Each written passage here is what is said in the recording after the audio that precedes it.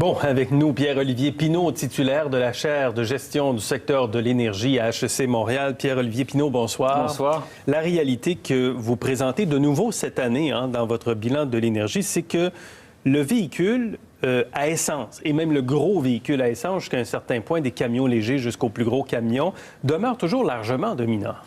Extrêmement dominant.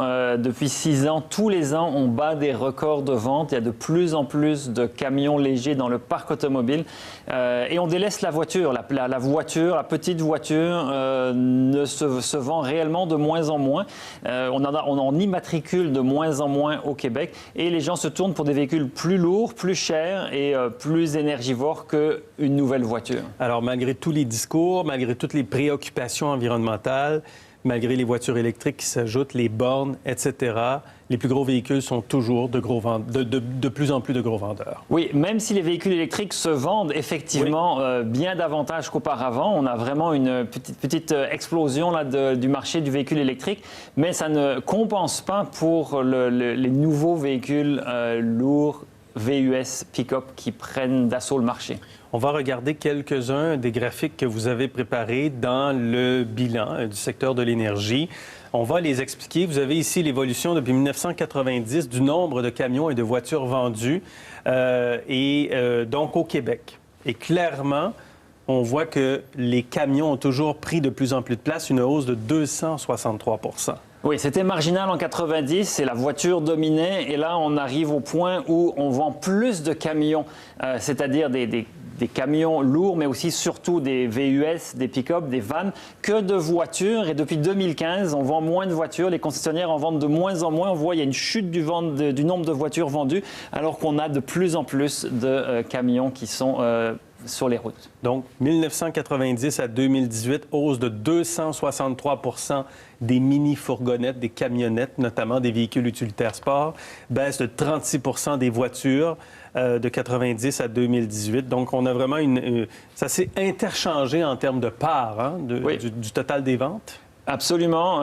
Le marché est vraiment au gros véhicule, même si, et là il faut le mentionner, on ne le voit pas très bien, les véhicules électriques prennent une petite part ici en bas de l'écran. C'est vraiment petit, mais c'est 3 %. Et ces 3 % ça grandit.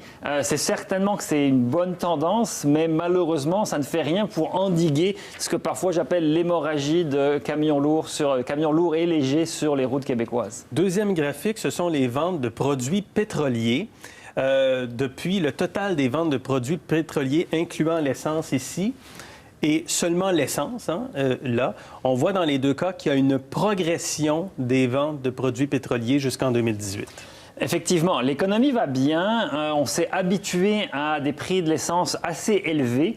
Et donc, même, on a eu une baisse de la consommation, notamment avec des prix de l'essence qui étaient très élevés avant 2008 et 2013. Sauf qu'on s'est habitué et les prix, même s'ils ont remonté un peu, les consommateurs se sont habitués et avec une bonne économie, on a acheté des véhicules, ce qu'on vient de voir. On veut utiliser les véhicules et forcément, les ventes d'essence augmentent parce qu'on a plus de véhicules et des véhicules plus énergivores. Et vous faites une projection à partir des années 2013-2018, vous faites une projection de la tendance. Donc, au rythme actuel, on s'en va vers une augmentation jusqu'en 2030 de 32 %. Et oui, et ça serait malheureusement exactement contraire à ce qu'on vise dans la politique énergétique québécoise et la politique climatique de réduction des gaz à effet de serre. On vise moins 40 % de vente de produits pétroliers en 2030 et on devrait donc diminuer, mais on va malheureusement dans le sens inverse. Intéressant. Intéressant. Ça, c'est vraiment la réalité et la projection qui se fait sur la réalité. 57 % des types de carburants utilisés, essence automobile, 24 % diesel, 14 % carburéacteurs. Ça, c'est pour les avions. Le transport aérien, c'est beaucoup développé et c'est le carburant pour les avions. Aujourd'hui, occupe 15 % des ventes, presque 15 % des ventes. 2 % éthanol, 0,3 % électricité. Et dans cette électricité, il faut compter le métro de Montréal qui va occuper une grande part de cette électricité. Les voitures électriques, elles prennent de la place, mais ne sont pas encore vraiment significatives dans le bilan général. Et donc, quand on regarde l'évolution des émissions de gaz à effet de serre, puis c'est le dernier graphique qu'on va présenter, nos gaz à effet de serre baissent tranquillement. Oui. Notre projection est vers le bas, mais ça ne va pas assez vite par rapport à nos cibles. Non, nos cibles sont véritablement d'être 20% sous le niveau de 90. En 2020, on sait qu'on a raté cette cible-là.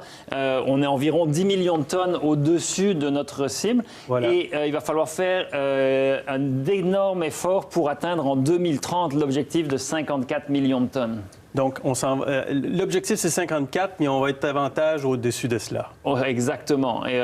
Mais on sait que pour le climat, il faudrait agir plus vite pour nos objectifs même d'indépendance énergétique ou de briser nos liens avec le secteur pétrolier. Il faudrait agir davantage.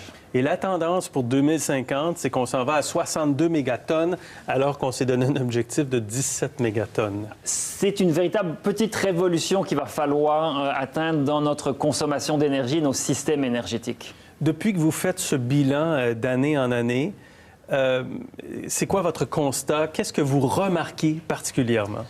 Énormément d'inertie. On est très heureux de le mettre à jour à chaque année, mais malheureusement, on a des conclusions très similaires, que le système ne bouge pas très vite. Il y a des bonnes initiatives qui se prennent. On développe le gaz naturel renouvelable, par exemple, et ça, on l'a ajouté dans le bilan cette année. On le rend, il est visible, statistiquement visible dans les données énergétiques. Évidemment, l'électrification des transports, c'est une bonne tendance, mais en parallèle, il faudrait juguler la hausse des ventes de véhicules à essence, et ça, on n'arrive pas à le faire. Mais on a un système énergétique qui est très difficile à changer, à faire évoluer, et donc il va falloir sensibiliser la population et des politiques gouvernementales beaucoup plus agressives. Voilà. Pierre-Olivier Pinault, merci beaucoup encore une fois pour ce bilan cette année. Ça m'a fait plaisir, merci.